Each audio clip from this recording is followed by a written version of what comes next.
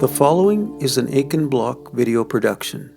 In this series, we discuss the apostate institutional Christian church and its false doctrines, and we discuss corrupt Bibles and direct viewers to the real 1611 Authorized King James Bible. Enjoy.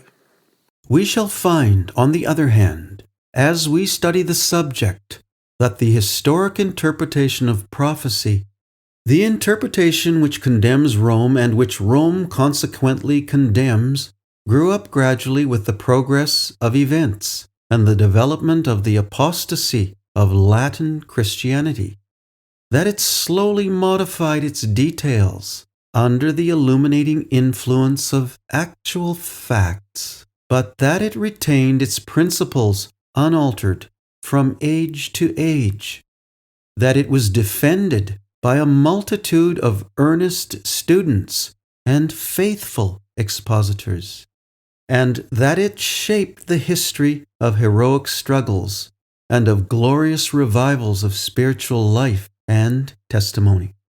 This is the interpretation whose history during 15 centuries we propose to review. We shall divide these 15 centuries into 3 periods.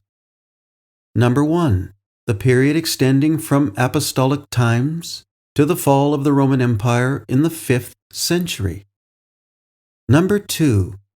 The period extending from the fall of the Roman Empire and rise of the papacy in the 5th century to its exaltation under the pontificate of Gregory VII, or Hildebrand, the founder of the papal theocracy in the 11th century.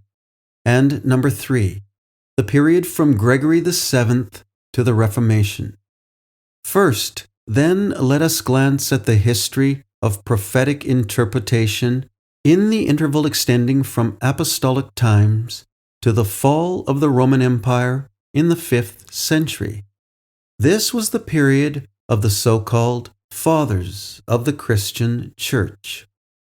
A multitude of their writings remain to us, containing not only almost countless references to the prophecies in question, but complete commentaries on Daniel and the Apocalypse.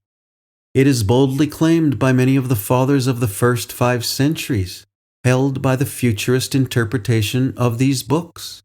We deny the correctness of this position and assert that the fathers of the first 5 centuries belonged to the historical school of interpretation. It was impossible for them, owing to the early position which they occupied, rightly to anticipate the manner and scale of the fulfillment of these wondrous prophecies. But as far as their circumstances permitted, they correctly grasped their general significance and adhered to that interpretation which regards prophecy as foretelling the whole course of the Church's warfare from the 1st century to the 2nd Advent. It is impossible at this time to do more than present a brief summary of the views of the Fathers on this subject, and to name a few and refer you to their works. Number 1. The Fathers interpreted the 4 wild beasts of prophecy as representing the 4 empires: Babylon, Persia, Greece, and Rome. Here we have the foundation of the historical interpretation of prophecy. Take as an instance the words of Hippolytus on the great image and 4 wild beasts of Daniel. The golden head of the image, he says, is identical with the lioness, by which the Babylonians were represented. The shoulders and the arms of silver are the same with the bear, by which the Persians and Medes are meant. The belly and thighs of brass are the leopard, by which the Greeks who ruled from Alexander onward are intended. The legs of iron are the dreadful and terrible beast, by which the Romans who hold the empire now are meant. The toes of clay and iron are the 10 horns, which are to be. The one other little horn springing up in their midst is the Antichrist. The stone that smites the image and breaks it in pieces, and that filled the whole earth, is Christ, who comes from heaven and brings judgment on the world. This statement is remarkable for its clearness, correctness, and condensation, and expresses the view held still by the historic school. Hippolytus says in the Treatise on Christ and Antichrist, "Rejoice, blessed Daniel, thou hast not been in error. All these things have come to pass. Already the iron rules, already it subdues and breaks all in pieces. Already it brings all the unwilling into subjection. Already we see these things ourselves. Now we glorify God, being instructed by thee." Number 2, the fathers held that the 10 horned beasts of Daniel and John are the same. As an instant, Irenaeus in his book Against Heresies, chapter 26, says, "John in the Apocalypse teaches us what the 10 horns shall be, which were seen by Daniel." Number 3, the fathers held the historic interpretation of the Apocalypse. As Eliot says, none of the fathers entertained the idea of the apocalyptic prophecy overleaping the chronological interval, were it less or greater, antecedent to the consummation, and plunging at once into the times of the consummation. Here, for example, is the commentary of Victorinus on the Apocalypse of John, written towards the end of the 3rd century. This is the earliest commentary extant on the Apocalypse as a whole.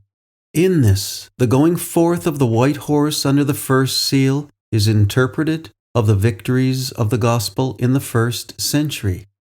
This view, you will observe, involves the historical interpretation of the entire book of Revelation. Victorinus interprets the woman clothed with the sun, having the moon under her feet, and wearing a crown of 12 stars on her head, and travailing in her pain, as the ancient church fathers, prophets, saints, and apostles. In other words, the Judeo-Christian body of saints.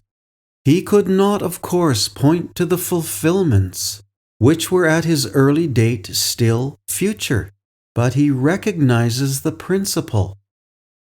Number 4, the fathers held that the little horn of Daniel, the man of sin foretold by Paul, and the revived head of the Roman Empire predicted by John, represent one and the same power, and they held that power to be the Antichrist.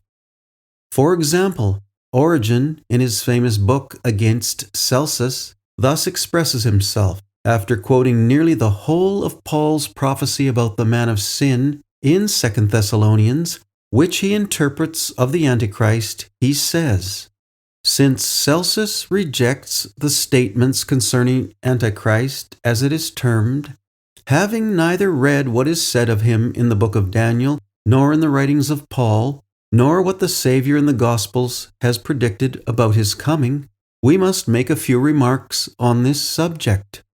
Paul speaks of him who is called Antichrist, describing, though with a certain reserve, both the manner and time and cause of his coming. The prophecy also regarding Antichrist is stated in the book of Daniel, and is fitted to make an intelligent and candid reader admire the words as truly divine and prophetic, for in them are mentioned the things relating to the coming kingdom, beginning with the times of Daniel, and continuing to the destruction of the world."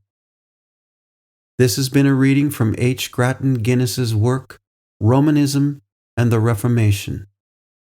This has been an Aiken Block video production. Thank you for watching. May the Lord guide you into all truth. God bless.